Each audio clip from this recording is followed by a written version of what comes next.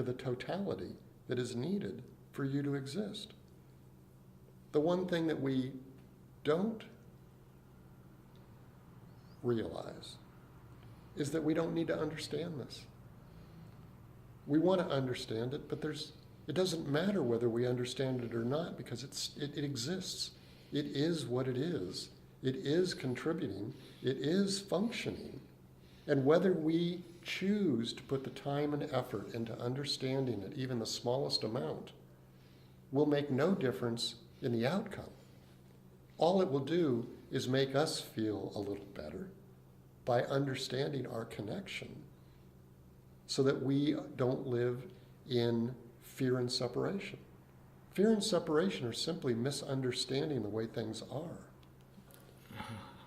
When I meet someone that I don't know, I have this feeling that I already know them, because there's nothing about them that isn't just like me.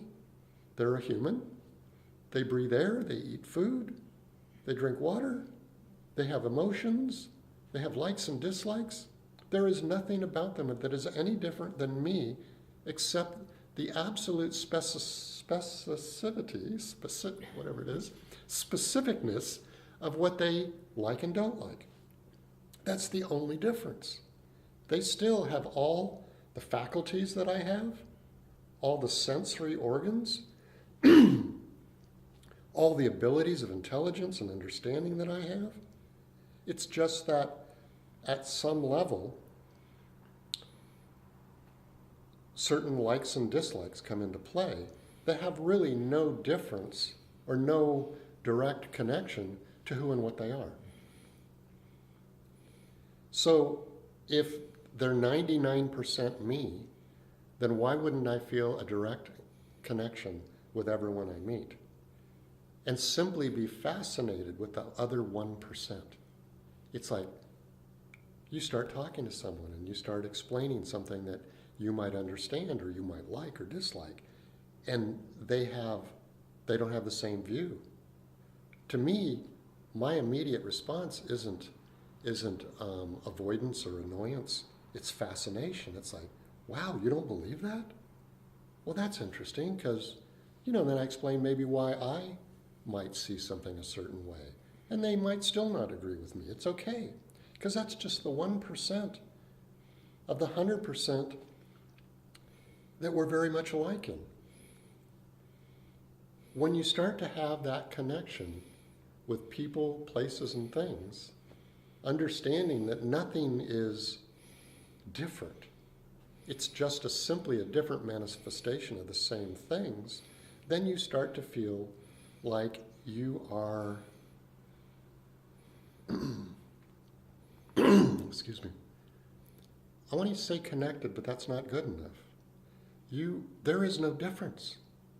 There is no differentiation between us, except the fact that at some level, I appear to be separate than everything else. On a molecular level, that's not true. If you look at the surface of our skin under, electron microscope, scientists can look at this. They see that there's an interchange of the air and the molecules in the air or whatever else we're touching, that we're actually sharing with what we touch, sharing with what we're walking through on some level. There is no separate barrier that says I stop here and something else starts there. It's like a continuum. It's me to a certain point, and then it becomes a little less me, a little less me, a little more that, a little more that, and then next thing you know, there's something else next to me. But it isn't a solid dividing line. That's not true on the physical plane. It's not true on an emotional plane. It's not true on a spiritual plane. It's not true on any plane.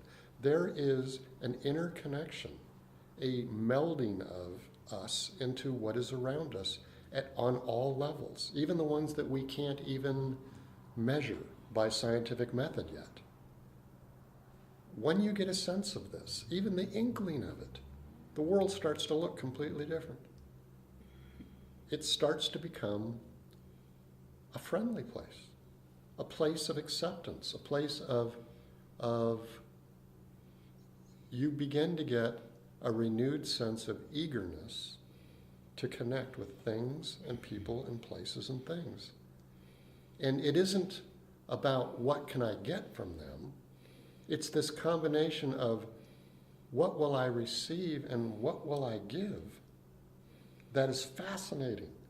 When I walk into a situation or I walk into a room, I'm thinking just about as much, not only am I thinking about what is going to happen, or we can put that as what am I going to receive, but I also am just as curious about what it is, what my influence is going to be by just being there. How will it change the room? How will it change what's going on?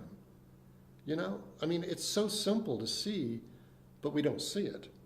It's like if you walk into a room of people, some people will turn their heads and go, oh, there's Rick.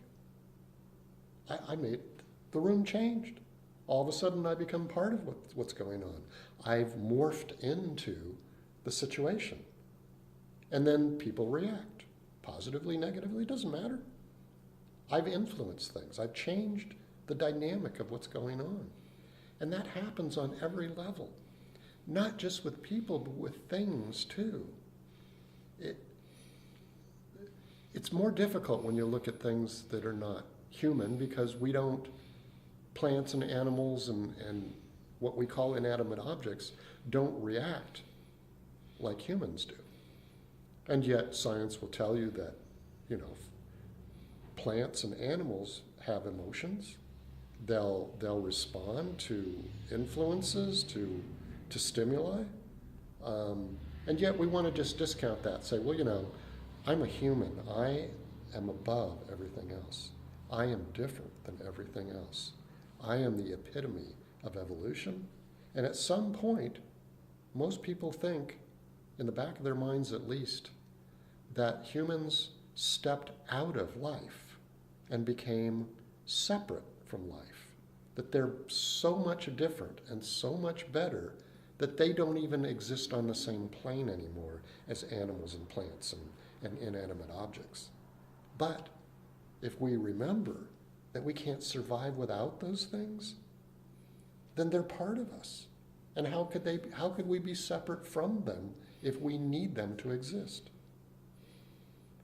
So that relationship that we have with the world around us, our interaction, our sense of being with things, can go deeper and deeper.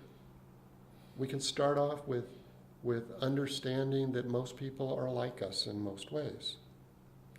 And we can continue to go down that spectrum of understanding where we begin to feel a connection to everything on some level. Now, we can play that right back into the two truths. Well, on one level, we're separate, but on another level, in the ultimate dimension, we're connected. We're both.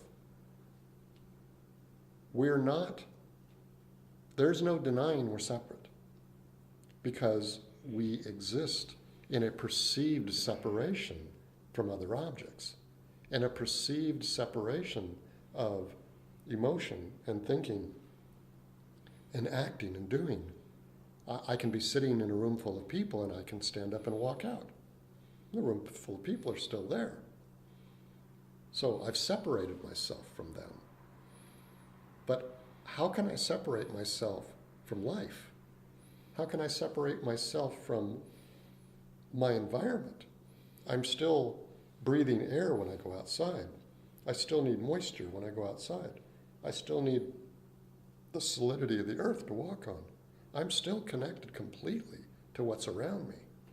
There just doesn't happen to be any more humans next to me. That's just one type of connection. The other connections are as valid and real and necessary for me to exist as other people are. Again, as we go deeper and deeper into this feeling of connection, of interbeing with things, being with everything, everything being with us, we begin to see the world as a wondrous place again, a magical place in a funny way. We develop relationships with plants and animals. I mean, I talk to animals all the time. I talk to trees all the time. I don't know if they hear me, but I feel the connection, the life connection. A tree is alive. It is, you look at a tree and so much is going on inside of it at any given moment. It's absorbing water through its roots, minerals, it's building new cells, it's growing right before our very eyes. And if we were able to see that in slow motion or in fast motion, I'm not sure which, if we could see it at a different time sequence, we would actually see the tree moving, stretching out, reaching to the sky, turning its leaves to the sunlight. It's interacting with its environment, just like we do. We interact with our environment. Plants interact with their environment. Animals interact with their environment. Everybody's doing the same thing. And yet, we as humans want to think of ourselves as separate and better and different. And we're better, of course, because we can think. Think on a level that nothing else on this planet can think.